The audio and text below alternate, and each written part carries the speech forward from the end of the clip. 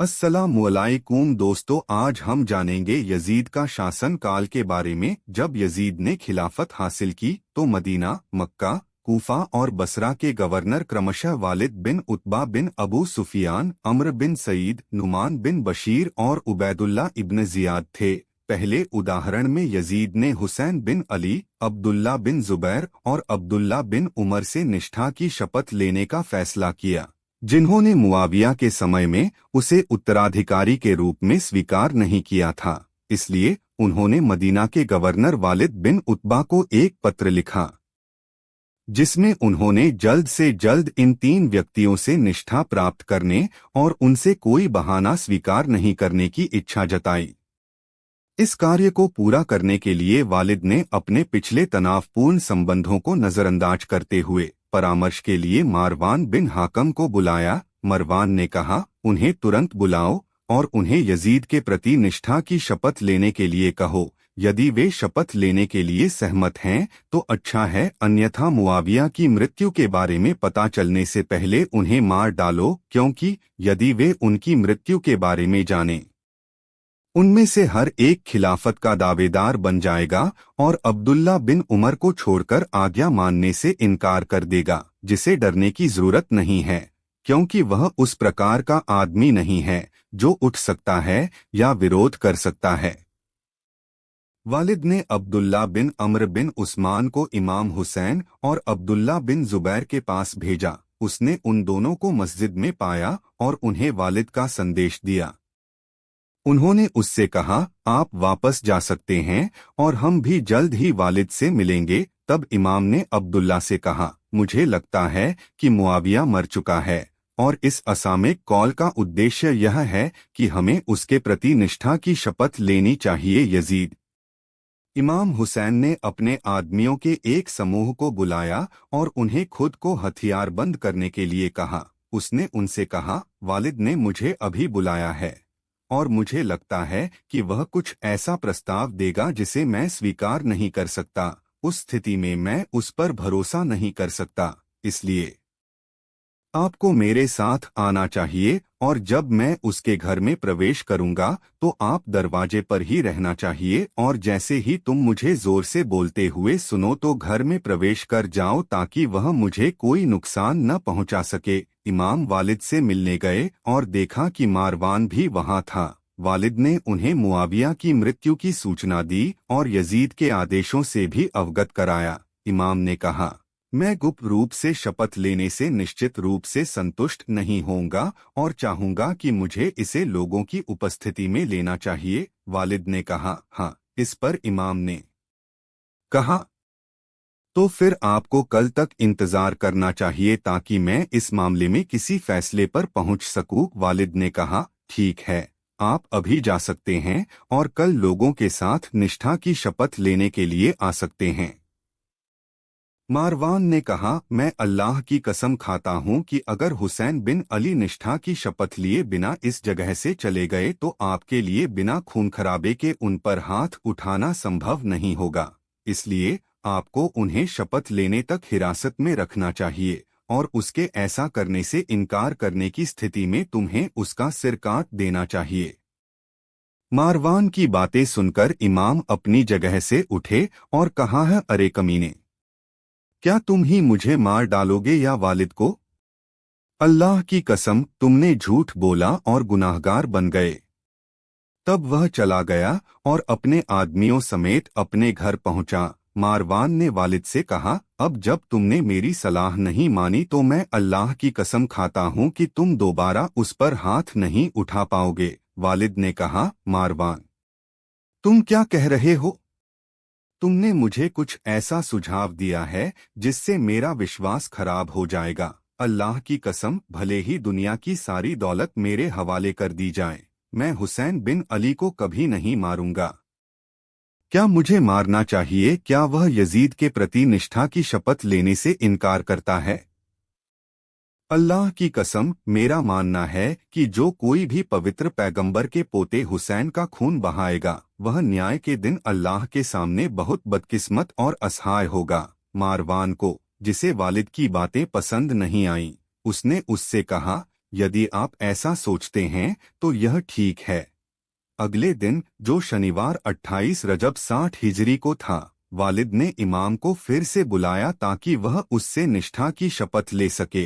हालांकि इमाम ने अपने दूत से कहा कि वह उसे उस रात का इंतजार करने के लिए कहे ताकि वह अगले दिन तक निर्णय ले सके। उसी रात उन्होंने अपनी पत्नियों, भाइयों और भतीजों और अपने परिवार के अधिकांश सदस्यों के साथ मदीना छोड़ दिया और इमरान के बेटे पैगंबर मूसा के शब्दों को याद करते हुए मक्का की यात्रा पर आगे बढ़े। तो उसने डरते हुए और सतर्क होकर यह कहते हुए शहर छोड़ दिया, भगवान, अन्यायी लोगों से मेरी रक्षा करो। सूरह अल-क़सास। जब इमाम हुसैन से कहा गया कि बेहतर होता अगर वह भटका हुआ रास्ता अपनाते ताकि दुश्मन उन पर हाथ न डाल पाते, तो उन्होंने कहा, अल्लाह की कसम, मैं भटके हुए रास्ते पर नहीं चलूंगा, चलो वही होगा जो अल्लाह चाहता है। आखिरकार वह 3 शाबान के बाद शुक्रवार की रात को मक्का पहुंचे। पैगंबर मूसा की कहानी को याद करते हुए उन्होंने कहा, जब उसने मिद्यान की यात्रा शुरू की तो उसने कहा, शायद मेरा भगवान मुझे सही रास्ता दिखाएगा। सूरह अल-क़सास। तीर्थयात्री मक्का में इमाम से मिलने जाते थे, यहाँ तक कि अब्दुल्ला बिन जुबैर, जो अच्छी तरह से जानते थे कि पवित्र पैगंबर के बेटे की उपस्थिति में कोई भी किसी के प्रति निष्ठा की शपथ नहीं लेगा, और इमाम को सभी मामलों में सभी से ऊंचा स्थान प्राप्त था, हर दिन इमाम से मिलने आते थे। मुआविया की मौत की खबर पूरे इराक में फैल गई और लोगों को यह भी पता चला कि इमाम हुसैन और अब्दुल्ला बिन जुबैर ने यजीद के प्रति निष्ठा की शपथ लेने से इनकार कर दिया है और मक्का चले गए हैं। इमाम अली के प्रतिष्ठित समर्थक सुलेमान बिन सुरद खुजई के घर में एकत्र हुए और मुआविया की मौत के लिए अल्लाह का शुक्रिया अदा किया। सुलेमान बिन सुरद ने उपस्थित लोगों को संबोधित करते हुए कहा, मुआविया दुनिया से चला गया है और हुसैन बिन अली ने यजीद के प्रति निष्ठा की शपथ लेने से इनकार कर दिया है और मक्का चले गए हैं। आप हुसैन के साथ साथ उनके पिता के भी समर्थक हैं। अली, यदि आपको लगता है कि आप उसकी सहायता करने और उसके दुश्मन से लड़ने के लिए तैयार हैं और उसकी खातिर अपनी जान दे सकते हैं, तो आपको उसे एक पत्र के माध्यम से अपनी तत्परता की सूचना देनी चाहिए। हालांकि यदि आप डरते हैं कि आप ऐसा करेंगे ढिलाई दिखाओगे और उसकी सहायता करने से बचोगे, तुम्हें उसके समर्थक और भक्त होने का अनुचित दावा करके उसे धोखा नहीं देना चाहिए। जब सुलेमान बिन सुरद ने ये शब्द कहे तो उनके मन में यह तथ्य था कि जब तक बलिदान देने का कोई सवाल ही नहीं है, लोग सच और झूठ के बीच अच्छी तरह से अंतर कर सकते हैं और इसमें कोई गलती नहीं कर सकते। वे अच्छी तरह समझते हैं कि कौन सच्चा है और कौन झूठा, कहाँ सच है और कहाँ झूठ, कौन बुद्धिमान है और कौन अज्ञानी है और कौन मार्गदर्शक है और कौन डाकू है। हालांकि वे ऐसा सही आकलन तभी तक कर सकते हैं जब तक कि लाभ हानि का प्रश्न न उठे और सत्य का साथ देने तथा असत्य के विरुद्ध लड़ने से उन्हें कोई हानि न उठानी पड़े। परंतु जब परीक्षण की प्रारंभिक स्थिति उपलब्ध हो जाती है और सत्य और असत्य एक दूसरे के सामने खड़े हो जाते हैं, तो अधिकांश लोग असत्य का पक्ष लेते हैं, और चूंकि त्याग के बिना सत्य का समर्थन नहीं किया जा सकता है, इसलिए लोगों के विचार बदल जाते हैं और वे सत्य को त्याग देते हैं और असत्य का समर्थन करते हैं। सुलेमान बिन सुरद अच्छी तरह से जानते थे कि उस समय लोगों की भावनाओं पर भरोसा नहीं किया जा सकता था, क्योंकि ऐसा हो सकता था कि अगर बाद में हुसैन बिन अली बानी उमैया के खिलाफ खड़े हो गए और उन्होंने उसे मारने के लिए अपनी पूरी ताकत लगा दी और उसे मदद प्रदान करना कुछ बन गया खतरनाक, वही लोग उससे अपना मुंह मोड़ सकते हैं, उसके द्वारा लिखे गए पत्रों को अनदेखा कर सकते हैं, उसके सामने अपने दरवाजे बंद कर सकते हैं और यहाँ तक कि उसके दुश्मनों से भी मिल सकते हैं। वे उसे मारना एक धार्मिक कर्तव्य मान सकते हैं और अल्लाह और उसके पैगंबर की प्रसन्नता प्राप्त करने के लिए उसे और उसके दोस्तों को तलवार से मार सकते हैं। और उन धर्मात्मा व्यक्तियों को मारने के बाद वे खड़े हो सकते हैं और चिल्ला सकते हैं, अल्लाह सबसे महान है।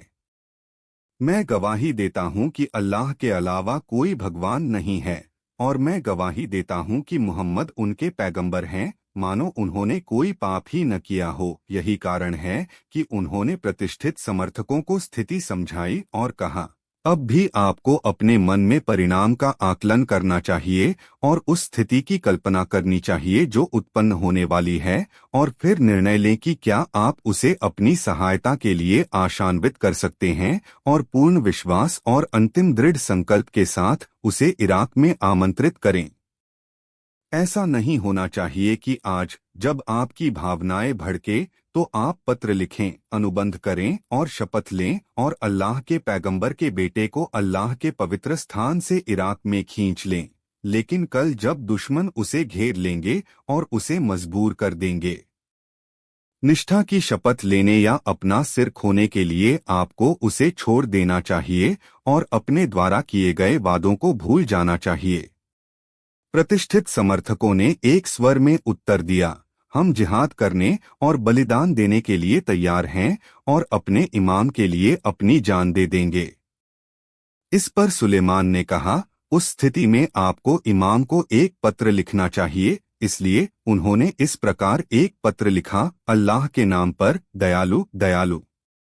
यह पत्र सुलेमान बिन सुरद, मुसय्यब बिन नज़बाह, राफा बिन शद्दाद बजाली, हबीब बिन मजाहिर और कूफा में रहने वाले हुसैन बिन अली के अन्य मुस्लिम और वफादार समर्थकों द्वारा लिखा जा रहा है। वे हुसैन बिन अली को लिखते हैं, शांति आप पर हो, हम आपके साथ उस सर्वशक्तिमान अल्लाह की स्तुति में शामिल होते हैं जिसके अलावा कोई भगवान नहीं है। उस अल्लाह की स्तुति करो जिसने तुम्हारे अत्याचारी और द्वेषपूर्ण शत्रु को नष्ट कर दिया। वह व्यक्ति जो इस राष्ट्र पर हावी था, उसने गैरकानूनी तरीके से सरकार की बागडोर संभाली, सार्वजनिक खजाने को हड़प लिया और मुसलमानों की सहमति के बिना उनका शासक बन गया। फिर उसने पवित्र लोगों को मार डाला और बुरे लोगों को छोड़ दिया और अल्लाह की संपत्ति को उत्पीड़कों और अमीरों के हवाले कर दिया। अल्लाह उसे अपने आशीर्वाद से वंचित कर दे जैसे उसने समूद के लोगों को वंचित कर दिया। फिलहाल हम इराकियों के पास कोई नेता और इमाम नहीं है, इसलिए हम आपसे अनुरोध करते हैं कि आप हमारे पास आगे बढ़े। हो सकता है कि सर्वशक्तिमान अल्लाह आपके माध्यम से हमें सच्चाई पर एक साथ ला सके। जुमे और ईद की नमाज के मामले में नौमान बिन बशीर से हमारा कोई लेना देना नहीं है, वह गवर्नर हाउस में अकेले हैं। यदि हमें पता चलेगा कि तुम हमारे पास आने के लिए चले गए हो तो हम उसे पकड़ लेंगे और ईश्वर की इच्छा से सीरिया तक उसका पीछा करेंगे। उन्होंने यह पत्र अब्दुल्ला बिन सूबा हमदानी और अब्दुल्ला बिन वाल के माध्यम से भेजा और उन्हें तुरंत मक्का रवाना होने का निर्देश दिया। वे रमजान की 10 तारीख 60 हिजरी को मक्का में इमाम के पास पहुंचे और उन्हें पत्र दिया। तो मौजिज़ दोस्तों, वीडियो अच्छा लगा तो लाइक, शेयर और सब्सक्राइब करना फ्रेंड्स रिक्वेस्ट है आपसे।